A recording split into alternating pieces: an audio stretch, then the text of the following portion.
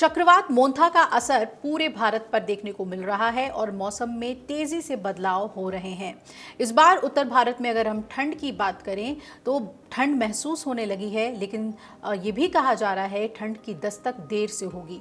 मौसम विभाग आईएमडी के अनुमान के मुताबिक देश में बारिश इस महीने सामान्य रहने की संभावना है, जबकि अधिकतम तापमान ज्यादातर क्षेत्रों में सामान्य या सामान्य से कम रह सकता है।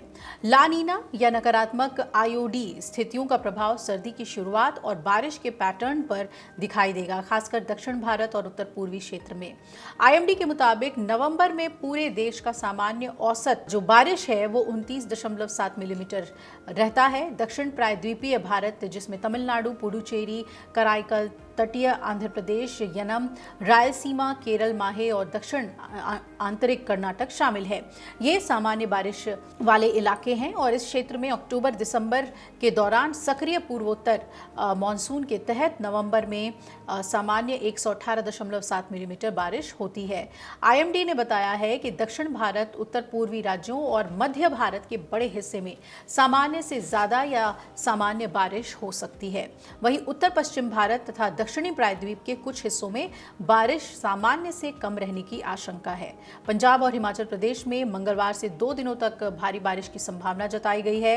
आईएमडी ने कहा है कि भूमध्य रेखीय प्रशांत महासागर में ला नीना स्थितियां सक्रिय हैं और ये दिसंबर 2025 तक बनी रह सकती हैं।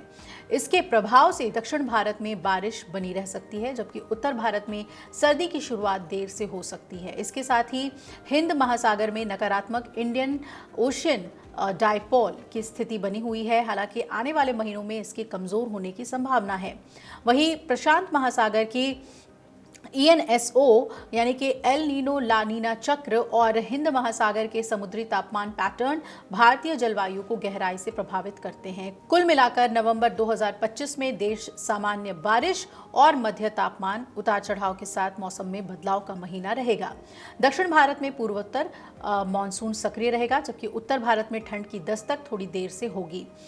आईएमडी के मुताबिक आज के मौसम की अगर हम बात करें तो दिल्ली एनसीआर में सोमवार की रात कड़ाके की ठंड पड़ने की पूरी संभावना है, क्योंकि आज दिल्ली का न्यूनतम तापमान 14 डिग्री सेल्सियस तक रहने का पूर्वानुमान है। मंगलवार को दिल्ली समेत एनसीआर के कई हिस्सों में बारिश भी होने की संभावना है।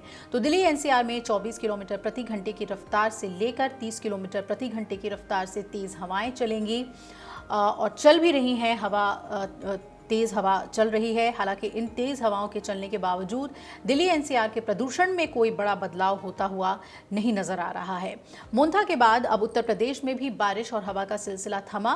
हालांकि अब देर रात और सुबह के समय कोहरा जरूर पड़ने लग गया है। यूपी में 3 नवंबर के बाद अगले कुछ दिनों तक कोहरा होने की संभावना नहीं है। प्रदेश में 8 नवंबर तक मौसम साफ रहने की संभावना है। राजधानी लखनऊ में बारिश के बाद बदले मौसम के चलते स्कूलों की टाइमिंग में बदलाव किया गया है। प्रदेश के पश्चिमी और पूर्वी हिस्से में मौसम शुष्क रहेगा आज, और इस दौरान कहीं कहीं पर मध्यम कोहरा छाए रहने की संभावना है। हालांकि इस अवधि में प्रदेश में कहीं भी बारिश होने की संभावना नहीं है, ना ही तेज हवा चलने की कोई उम्मीद है। 5 और 6 नवंबर को भी प्रदेश में मौसम साफ रहने के आसार हैं। 7 और 8 नवंबर को मौसम साफ रहने की उम्मीद है। मौसम वैज्ञानिकों ने बताया है कि चक्रवात के बाद प्रदेश में अगले 1 हफ्ते तक बारिश की कोई संभावना नहीं है। हालांकि सुबह के समय धुंध और कोहरे की स्थिति जरूर बनी रहेगी। ये भी जानकारी सामने आई है कि 48 घंटे में अधिकतम तापमान में 6 से 8 डिग्री सेल्सियस की बढ़ोतरी दर्ज की गई है, जिसमें तापमान अब सामान्य के करीब पहुंच गया है।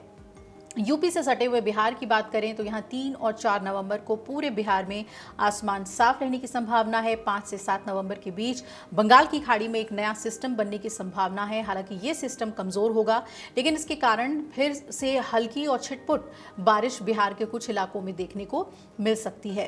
पहाड़ों की बात कर ले तो हिमाचल प्रदेश में 4 और 5 नवंबर को गरज के साथ बारिश का येलो अलर्ट जारी है। वहीं ऊंचे इलाकों में बर्फबारी की भी संभावना है। तो ये था मौसम का पूरा अपडेट।